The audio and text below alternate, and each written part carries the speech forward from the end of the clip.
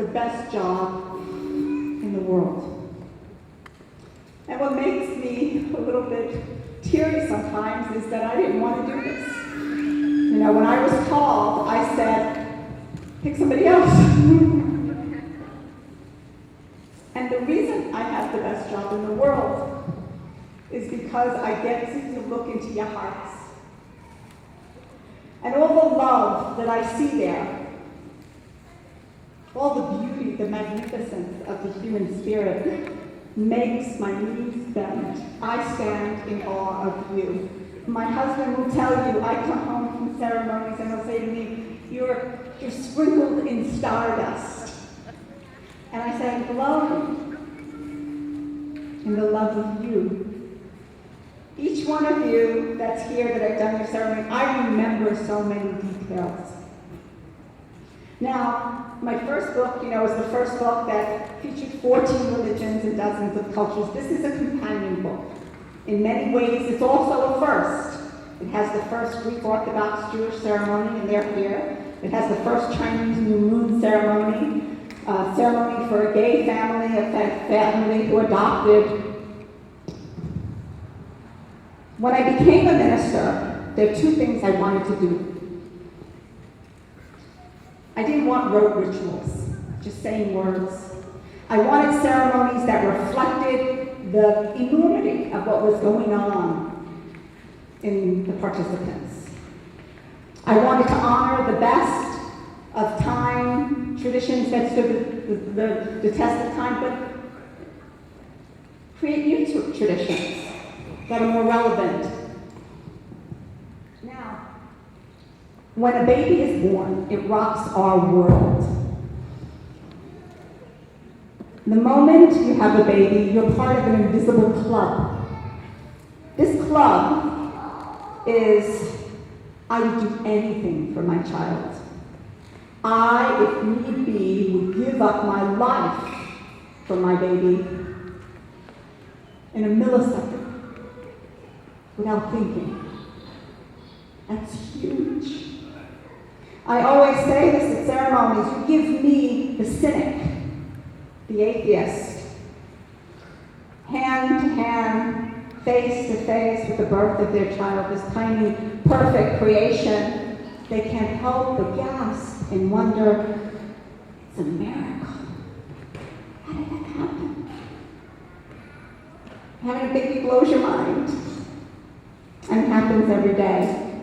Now, in ceremonies, I like to lace people's own thoughts and feelings. And this way they have the words forever. This is what Marianne wrote about her daughter. This is from my book. Marianne, where are you? I remember, I just have to say a little bit. I did their wedding, how long ago was it? 2004. It was actually on television, not because of me, but because of them. It was at Grand Central Station, because that's where they met. They met at Grand Central Station. And I remember Lamchen Lama, the first Tibetan to ever win a Grammy, she sang and prayed at the same time. And you walked, processed, into his arms. And people cried so much. They had such an amazing love story. And then their little daughter was born. And I still remember her in this Chinese New Moon ceremony with this piece of jade that was huge. Here was this little infant baby, and your parents gave her a piece of jade, and jade is the bridge between heaven and earth, and she was wearing it.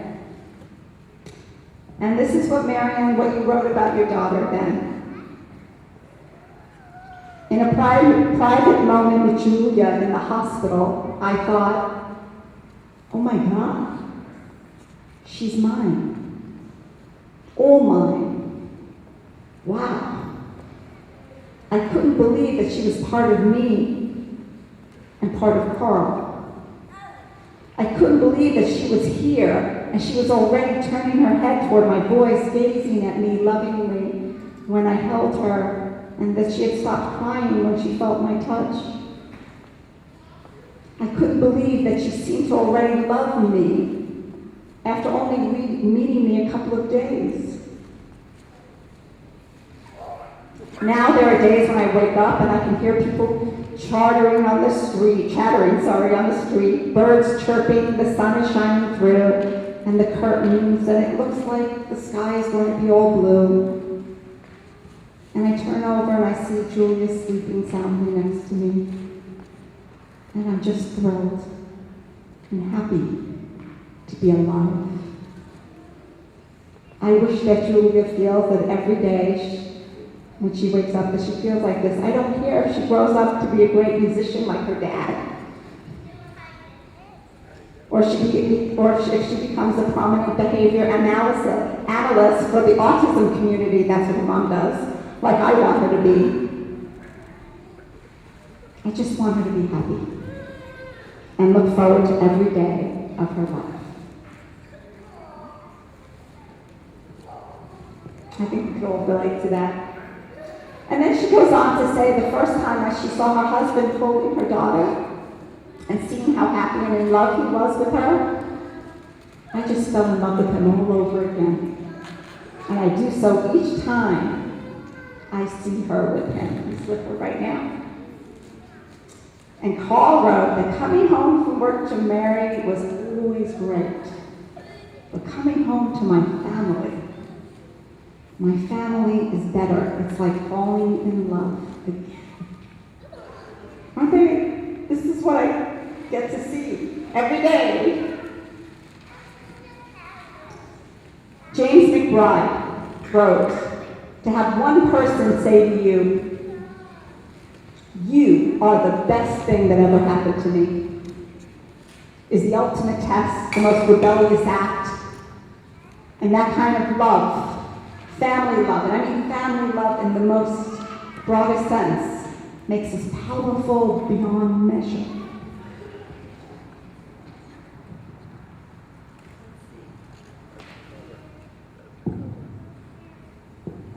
Gene wrote about his son. I didn't know what pain meant until I felt his pain. I didn't know what happiness was until I saw him smile and heard his laugh. Nothing else matters when he's in my arms. I feel an awesome sense of responsibility for another human being. It is overwhelming at times, but so incredibly rewarding. When Aiden looks at me, really looks at me, with his abundant trust in his eyes, my heart skips a beat, and I feel I can do anything for him.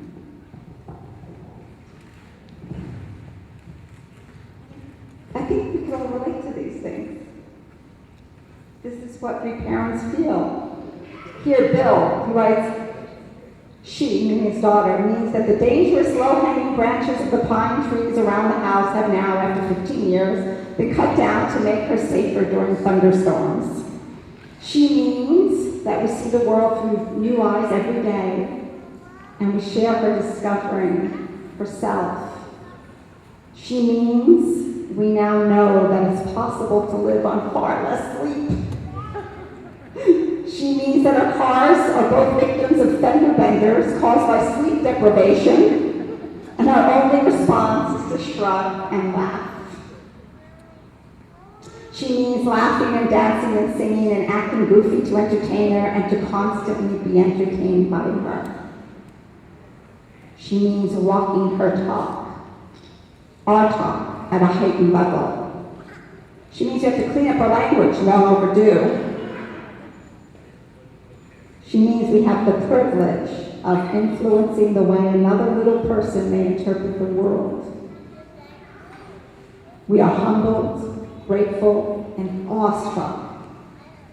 We are regularly tearful with joy, and to quote Jim Reeves, miracles, it seems, really do come true. She means everything to us.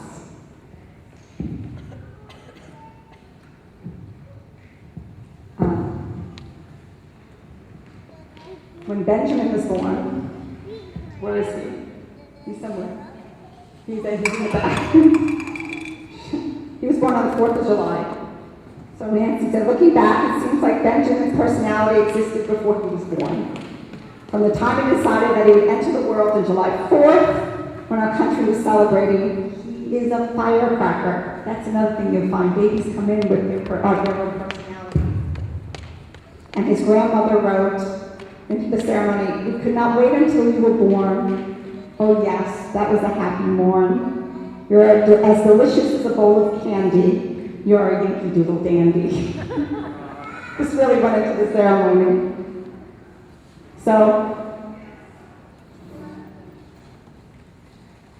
I just want to thank you for being in my life. I really feel you here. I care about my work because I care about you. And I am humbled and awestruck that you let me in your hearts. And that's what it's all about. That's it, this connection. You know, it's not just cheesy talk. Love is the only thing that gives life meaning. Without it, love is meaningless. Think about it. Whatever's good, whatever's noble, whatever is positive or creative has some form of love in it. So,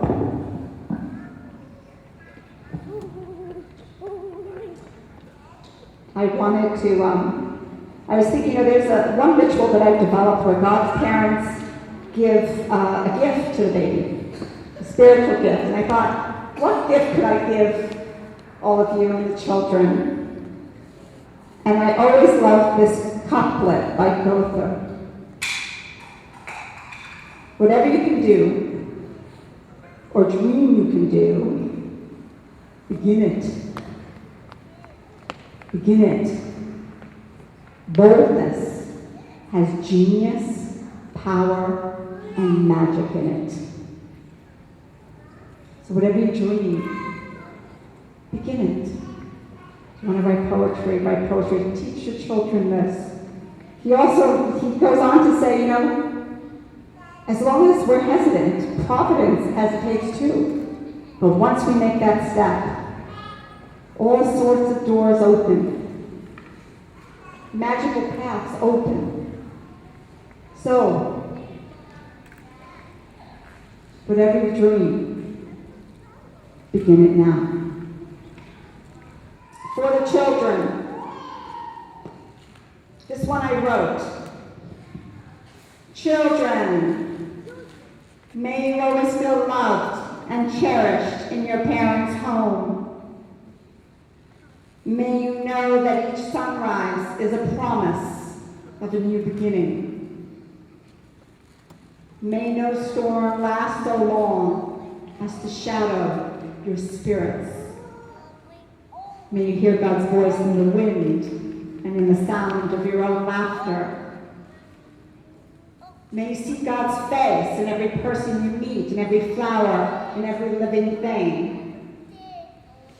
May you know you are never alone, that you are guided by an eternal force, powerful and loving beyond measure. And may your days be good and long upon this earth. And for all of us, a Native American blessing. May you walk in beauty. Beauty before you, beauty behind you, beauty above you and below you. May it be finished in beauty. It is finished in beauty.